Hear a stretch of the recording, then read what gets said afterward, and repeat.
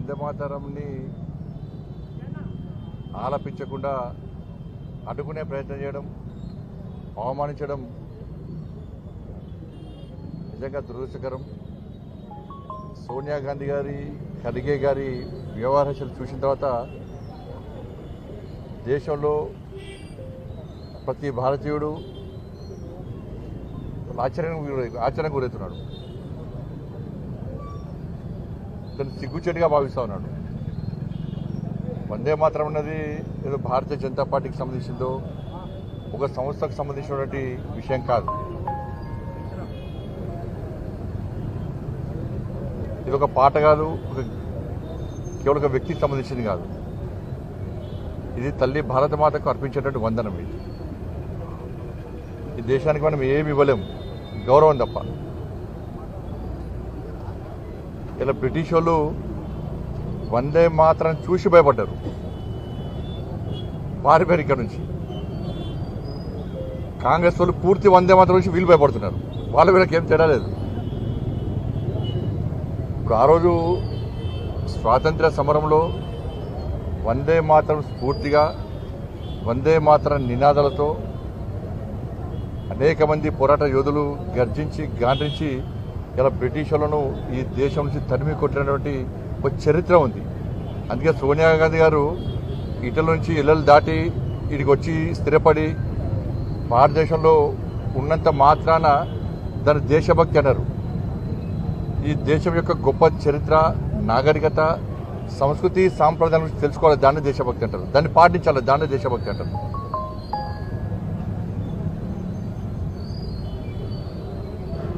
అంటే మూర్ఖత్వంగా వందే మాతరం గీతాన్ని పూర్తిగా ఆలపించకుండా అడ్డుకోవడం అనేది ఇది మంచి పద్ధతి కాదు.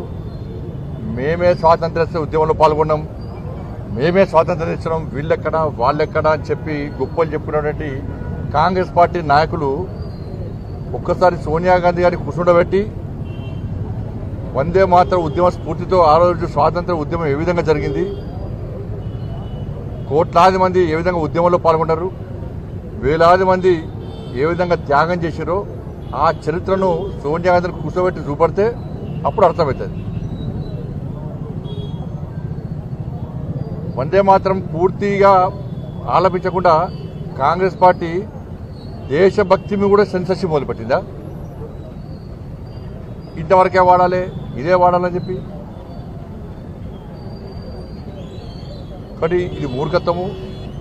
ఇవాళ ఒక్కరు గుర్తుంచుకోండి, దేశంలో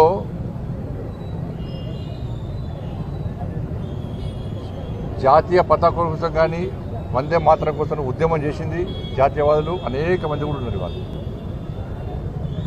కాబట్టి వాళ్ళ వ్యవహారశైలి పూర్తిగా ఈ దేశ ప్రజలను అవమానించడమే, దేశ భక్తులను అవమానించడమే. దేశంలో రెండే పార్టీలు వ్యతిరేకిస్తున్నాయి. ఎంఐఎం పార్టీ పూర్తిగా బహిష్కరిస్తూ ఎంఐఎం పార్టీ, కాంగ్రెస్ పార్టీ అడ్డుకుంటున్నది. ఈ రెండు పార్టీలు ఏ దేశభక్తి విలాగా ఉన్నది, ఏ దేశం కోసం పనిచేస్తారో ఒకసారి స్పష్టం చేయాల్సిన అవసరం ఉంది.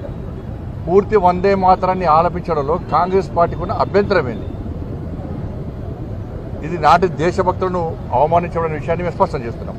కానీ ఇప్పటికైనా కాంగ్రెస్ పార్టీ క్షమాపణ చెప్పాలి. దాని మీద కాంగ్రెస్ పార్టీ అధినాయకత్వం ఎందుకు స్పందిస్తలేదు? నేను మొన్న చెప్పిన ఎంఐఎం పార్టీ అసెంబ్లీలో వందే మాతరం గీతాన్ని వ్యతిరేకించింది, బహిష్కరించింది. నేను మొన్న చెప్పినా మళ్ళీ చెప్తున్నా, ఎంఐఎం పార్టీ కనుక ఏంటంటే పార్లమెంట్లో చట్టం చేసినాం, పార్లమెంట్లో చట్టం చేసాక కూడా సోనియా గాంధీ గారు అడ్డుకున్నారంటే ఇది చట్టాన్ని ధిక్కరించడమే, దేశ గౌరవాన్ని అగౌరవపరచడమే. చట్టం చేసింది పార్లమెంట్, వందే మాత్రం పూర్తి వందే మాత్రం ఆలపించాలని చెప్పండి. అటువంటి వందే మాత్రాన్ని ఎంఐఎం పార్టీ వ్యతిరేకిస్తున్నది, కాంగ్రెస్ పార్టీ వ్యతిరేకిస్తున్నది. ఇలా ఎంఐఎం పార్టీకి మేము చెప్పినాం, మీరు ఇదే విధంగా వ్యవహరిస్తే, వందే మాతరాన్ని మీరు వ్యతిరేకిస్తే, వందే మాతరాన్ని ఆలపించకుంటే మా గడ్డాన్ని మీరు ఏదైతే భావిస్తున్నారో ఇవాళ ఎవరి ప్రాంతమైందో అందరూ తెలుసు.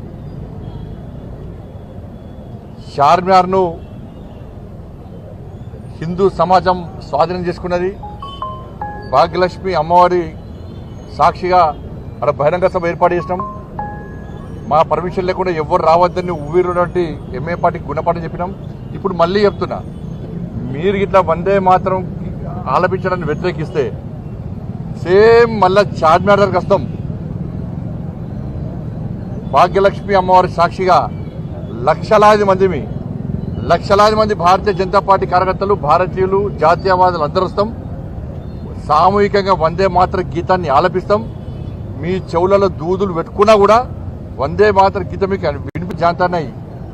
ఈ దేశంలో ఏ ప్రాంతంలోనైనా ఎక్కడైనా సామరస్యంగా ప్రశాంతమైన వాతావరణంలో వందే మాత్రం గీతాన్ని ఆలపించేటువంటి బాధ్యత, హక్కు ప్రతి భారతీయునికి ఉంటుంది. కానీ ఎంఏ పార్టీ వైఖరి మార్చుకోవాలి, కాంగ్రెస్ పార్టీ వైఖరి మార్చుకోవాలి.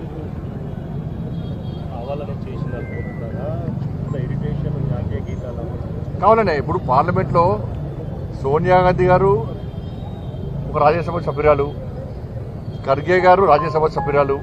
మాకేం తెలియదు, పార్లమెంట్లో చట్టం చేసి తెలియదు అనుకుంటే ఏమొచ్చు. వాళ్ళు ఉన్నారు, రాజ్యసభలు ఉన్నారు. ఉన్నప్పుడు పార్లమెంట్లో చట్టం చేసిన దాన్ని వ్యతిరేకిస్తే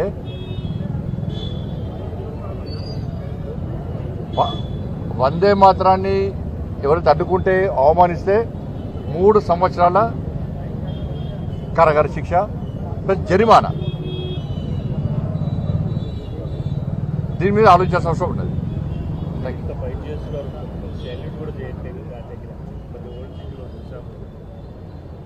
ఇప్పుడు ఎంఏ పార్టీ నాయకులు కేవలం భయపడి మాత్రమే సెల్యూట్ చేస్తారు, భయపడి మాత్రమే జనగణమనను కానీ వందే మాత్రం కానీ ఆలపించే ప్రయత్నం చేస్తారు.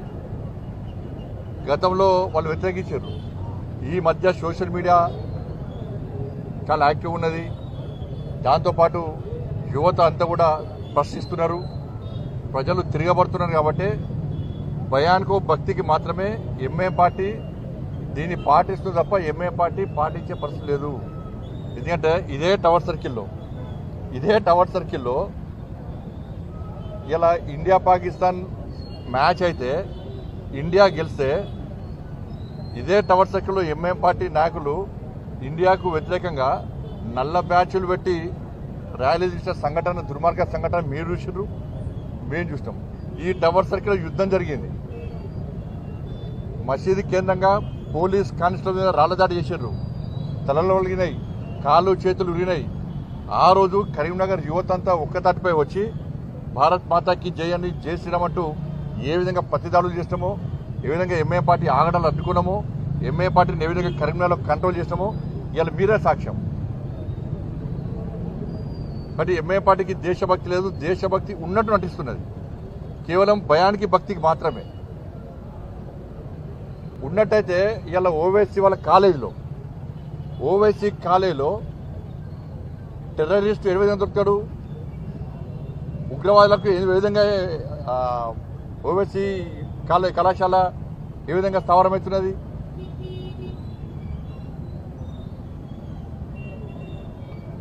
కాబట్టి భయానికో భక్తికో ఆలోపిస్తుంది తప్ప వాళ్ళు కూడా ముస్లిం సమాజం అంటలేండి, ఎంఏ పార్టీని అంటున్నా, ఎంఏ పార్టీని మాత్రమే అంటున్నాను. కాబట్టి ఈ రెండే పార్టీలు వ్యతిరేకిస్తున్నాయి, ఎంఏ పార్టీ, కాంగ్రెస్ పార్టీ. ఈ రెండు పార్టీలను దేశం నుంచి తరిమికొట్టాల్సిన అవసరం ఉంది. Thank you.